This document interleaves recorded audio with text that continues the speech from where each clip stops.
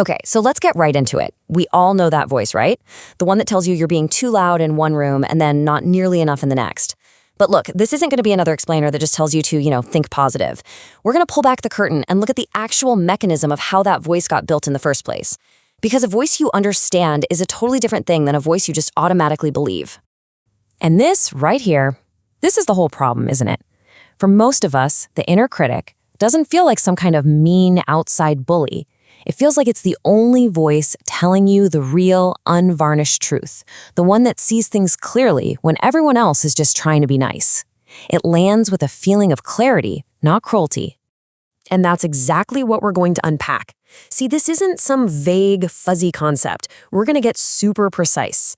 This thing has a name, it has a specific origin story, and there is a clear, even predictable mechanism in your nervous system that keeps it running. And this is why this all matters. Once you really see how it was built, it can never have the same power over you again. The goal here isn't to get into a fight and silence it. The goal is to strip it of its authority, an authority it never really earned, by understanding where it actually came from. So first up, let's just zero in on why this voice is so uniquely convincing. Why does it so often feel less like a wave of anxiety and more like a moment of really painful, really honest clarity? The critic's real power comes from its disguise. It doesn't feel like anxiety, it feels like clarity. It doesn't sound totally delusional, it sounds painfully realistic. It just shows up with this weight, this feeling of knowing something to be absolutely true.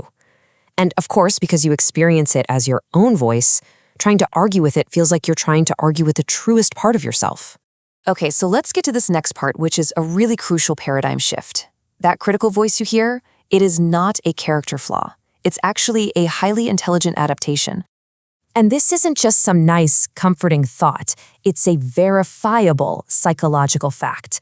Babies don't lie in their cribs at night cataloging all their personal failures. And what that means is, the voice came later. It was built, not born.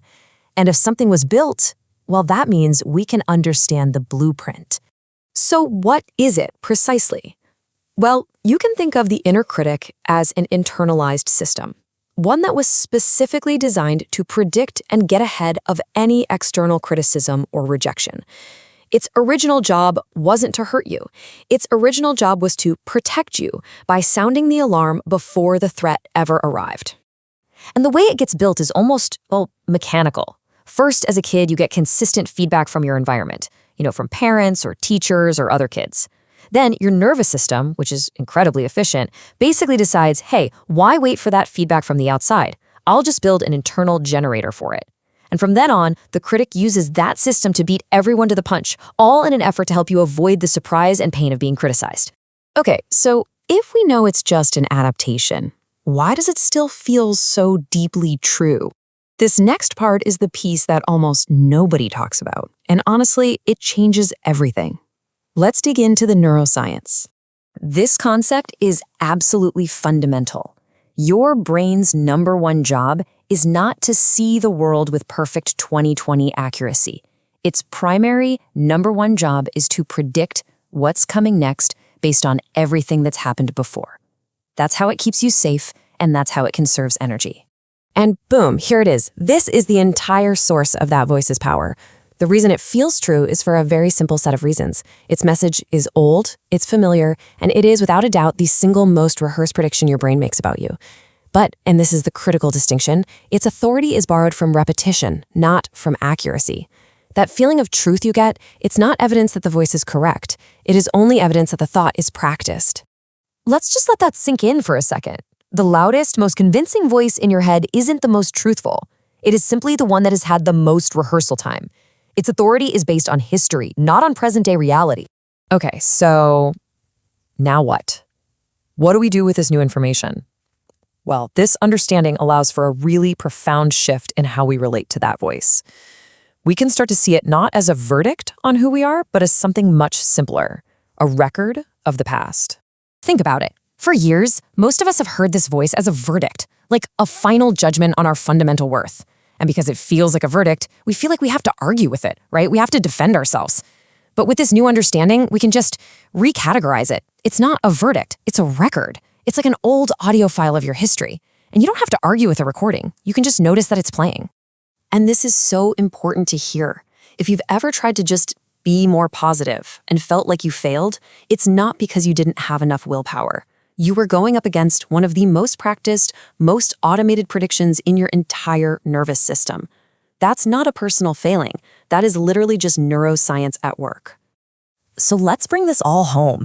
How does this understanding open up a brand new path forward? It's really about learning to observe, not to fight. It's about learning to listen in a completely different way.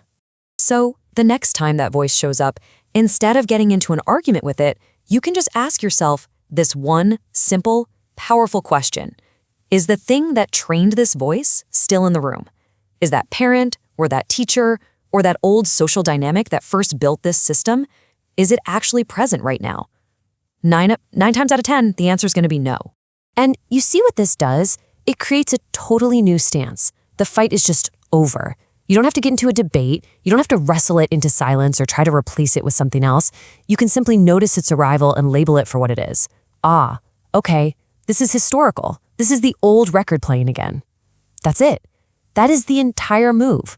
And this really is the ultimate reframe. That voice was never, ever a true measure of who you are. It was always and only evidence of what you went through. It was evidence of a brilliant nervous system that learned to protect you in the only way it knew how. So here's the final and most crucial takeaway. You are not that voice. You are the consciousness that can hear that voice. And now you are the one who has the information to listen to it completely differently. A voice that was built can be understood, and a real, precise understanding, well, that is where everything begins to change.